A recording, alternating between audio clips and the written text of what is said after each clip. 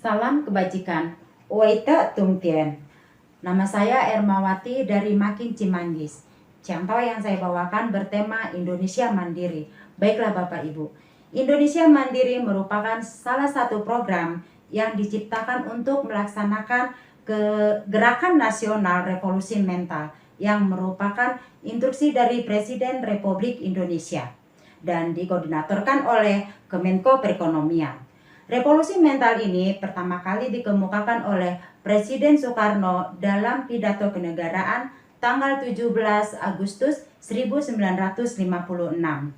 Di dalam pidatonya beliau mengatakan bahwa revolusi mental ialah suatu gerakan untuk menggembleng manusia Indonesia agar menjadi manusia baru yang berhati putih, berkemauan baja, bersemangat elang Raja Wali, berjiwa api yang menyala-nyala.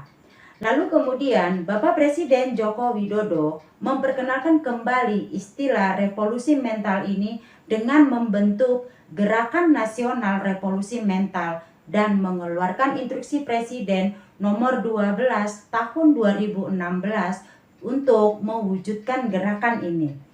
Tujuan dibentuknya Gerakan Nasional Revolusi Mental ini untuk memperbaiki dan membangun karakter bangsa Indonesia yang mengacu pada nilai-nilai luhur Pancasila.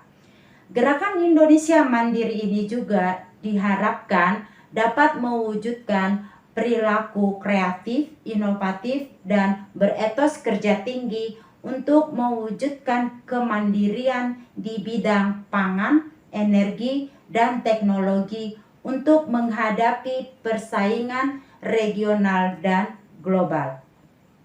Bapak Ibu yang terkasih, di dalam ajaran agama Konghucu dijelaskan dalam Tengah Sempurna bab 14 pasal 1, jalan suci seorang kungce itu seumpama pergi ke tempat jauh harus dimulai dari dekat.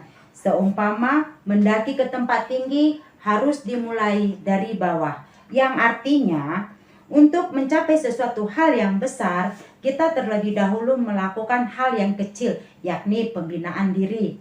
Diri sendiri adalah hal yang kecil, dan untuk mewujudkan Indonesia mandiri adalah hal yang besar.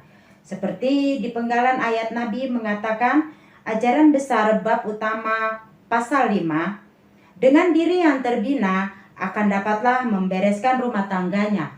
Dengan rumah tangga yang beres akan dapatlah mengatur negerinya, dan dengan negeri yang teratur akan dapat dicapai damai di dunia. Bapak Ibu yang terkasih, dengan diri yang terbina rumah tangga pun ikut terpelihara. Dan untuk menciptakan rumah tangga, lingkungan, organisasi maupun masyarakat yang terpelihara, masing-masing individu mempunyai peran yang sesuai dan melaksanakan kewajibannya dengan sungguh-sungguh yang dilandasi penuh dengan tanggung jawab. Seperti yang diajarkan dalam agama Konghucu yang disebut konsep CI atau 10 kewajiban, yakni orang tua bersikap kasih sayang, anak bersikap berbakti, atasan bersikap cinta kasih, bawahan bersikap setia dan hormat, suami bersikap benar, adil dan tahu kewajibannya, istri bersikap patuh menyesuaikan diri dalam kebenaran, kakak bersikap mendidik, adik bersikap hormat dan rendah hati, yang lebih tua bersikap mengalah dan rendah hati, dan yang lebih muda bersikap patuh. Bapak Ibu, dengan kita menjalankan segala sesuatu yang sesuai dengan porsinya dan tidak melenceng dari kedudukannya, maka di dunia pun akan sejahtera, aman, dan damai. Sehingga kita mampu mewujudkan kemandirian Indonesia dari segala aspek dan bidang. Seperti salah satu contoh kegiatan Kemenko pada bulan Juli tahun 2023 yang berkomitmen untuk memperkuat pembangunan keluarga dan i-bangga dengan 3 konsep dimensi. Yang pertama, dimensi ketentraman, dimensi kemandirian, dan dimensi kebahagiaan dengan 11 indikator masing-masing dimensinya. Seperti yang terdapat dalam Kitab Ajaran Besar bab 9 pasal 9, inilah yang dikatakan mengatur negara itu, berpangkal pada keberesan rumah tangga.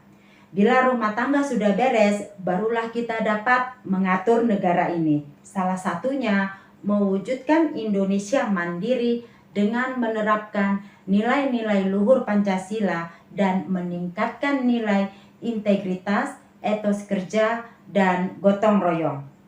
Bapak Ibu, nilai integritas ini diartikan sebagai kesesuaian antara perkataan dan perbuatan.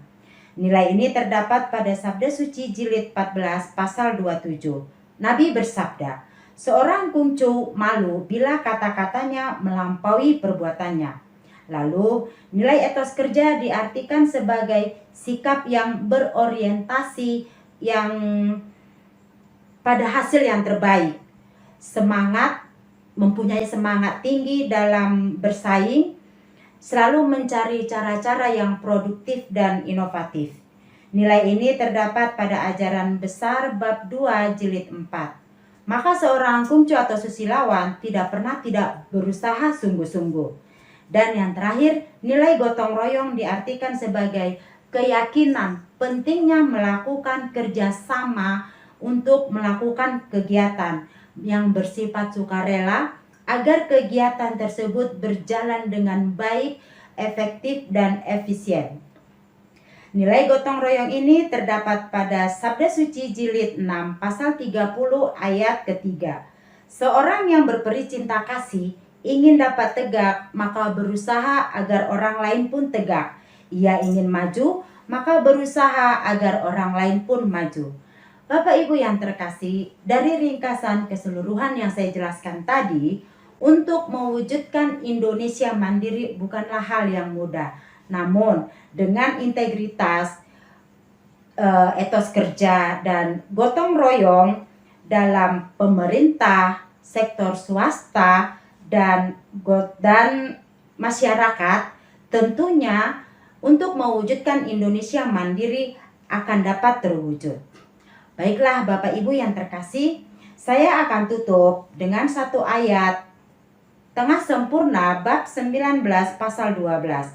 Untuk memimpin dunia, negara, dan rumah tangga ada 9 pedoman, yakni membina diri, memuliakan para bijaksana, mengasihi orang tua, menghormati menteri-menteri besar, bertepa sarira kepada menteri-menteri bawahan, mencintai rakyat sebagai mencintai anak sendiri, mengundang beratus macam ahli, merawankan hati orang-orang yang datang dari tempat jauh, dan menimbulkan rasa patuh dari para pangeran.